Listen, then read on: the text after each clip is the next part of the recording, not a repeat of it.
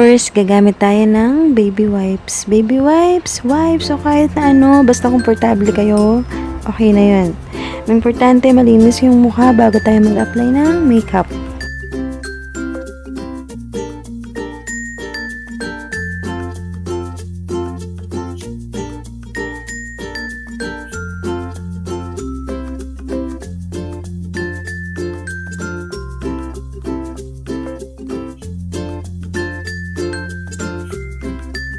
Isama na din natin sa paglinis yung ating leeg.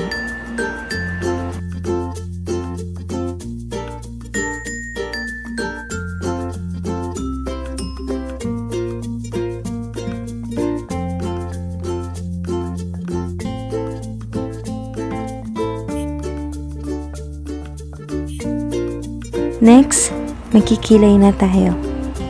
Yung pangkilay na ginagamit ko is made from Dubai pa, kaya mahirap namang hanapin yun.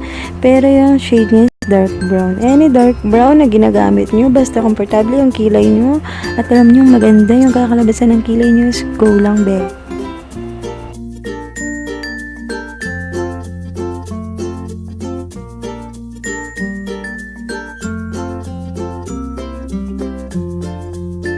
Actually, kung nakikita nyo, hindi pantay yung kilay ko.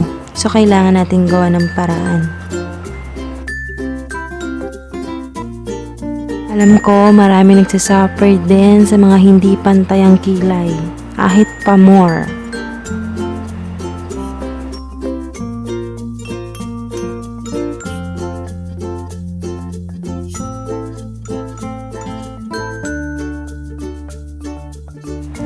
Kung hindi pantay, huwag mo nang pantayin. Pahihirapan mo lang yung sarili mo.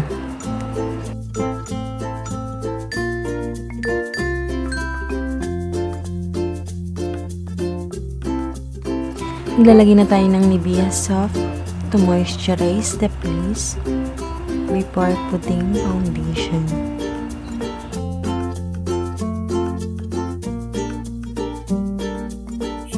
Mas maganda sana kung mas marami yung moisturizer na ilalagay natin para mas malambot yung face.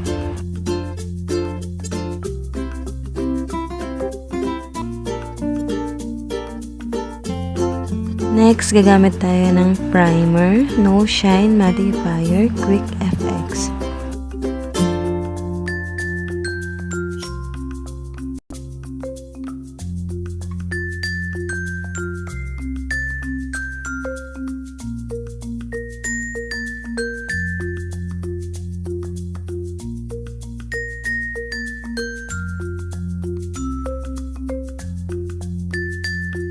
Yung ginamit ko nga pala na foundation is yung Matte Velvet in the shade Soft Beige. Hindi ko na napakita eh. Sorry.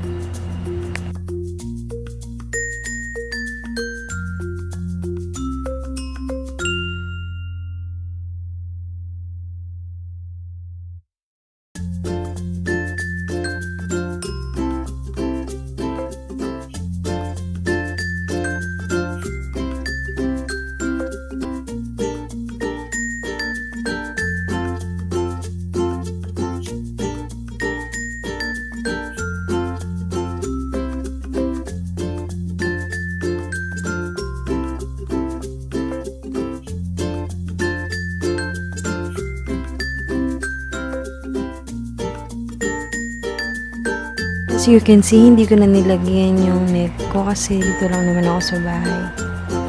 Pero kung on the go talaga kayo, kailangan nyo syempre nilagyan yung neck. Magsiset na tayo ng powder. Yung powder na ginamit ko na shade Ivory Kahit anong powder naman, basta maset lang yung sticky ng foundation na nilagay natin.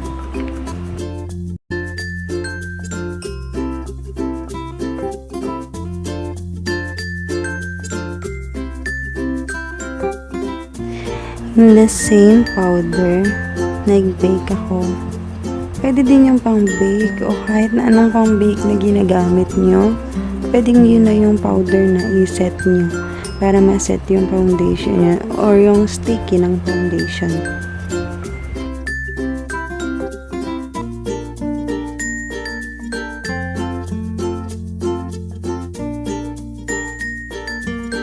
Next, magko-contour naman tayo. Yung gagamitin kong pang-contour is Contour Kit Naked Free Cosmetics.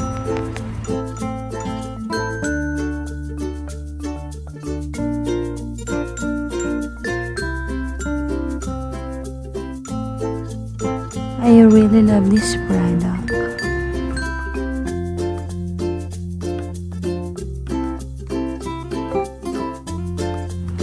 Kasi sobra niyang pigmented.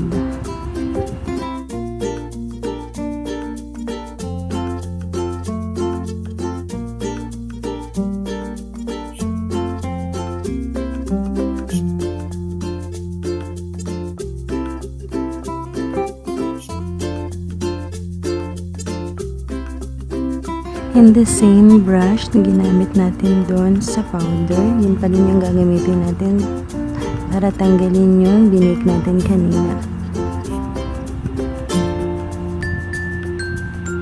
For eyeshadow, gagamitin naman natin is yung Morphe.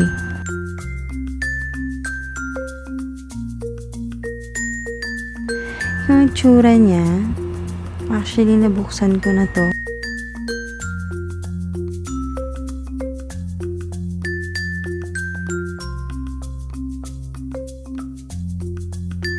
It's really perfect sa night and day makeup look. Para sa transition shade natin, gagamit ako ng kulay na may pagka-cream at may pagka-orange.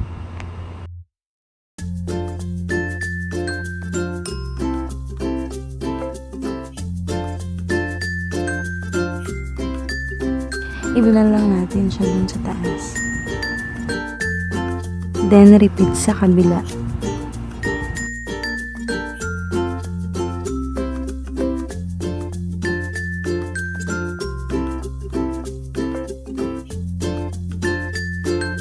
After, yung kulay naman na parang medyo may pagkaabo, na para siyang powder brows.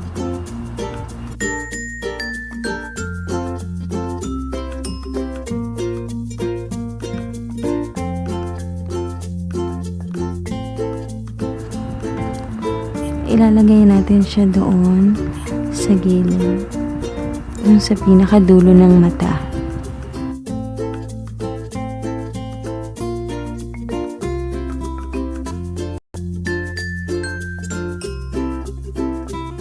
Then, repeat lang sa kabila.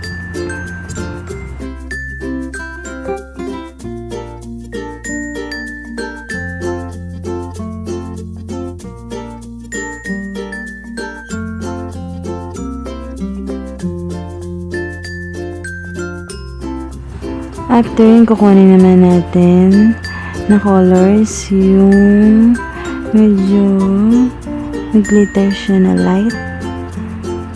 Here. Yan.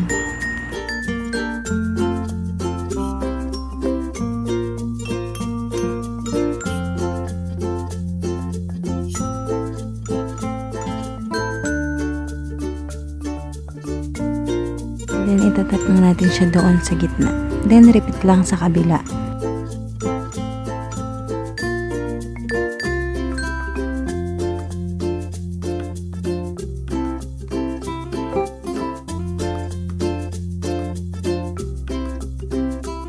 Lalagay na rin tayo dun sa dalawa nating waterline.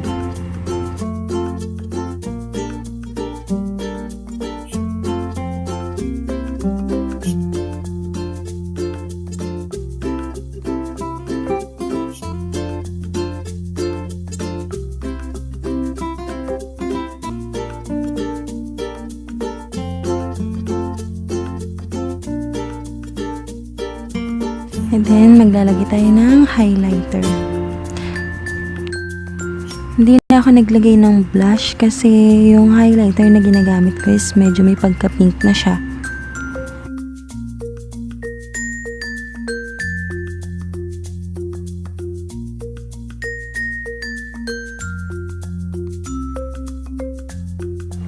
After, gagamit naman tayo ng lipstick from MAC.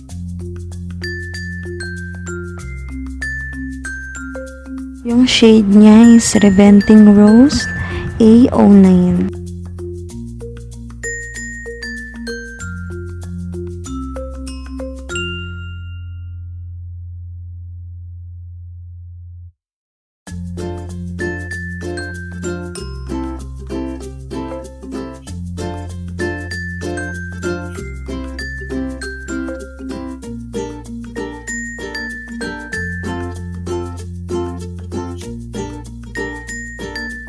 Medyo ayusin lang natin yung lips para medyo may pagka-pouty siya tignan.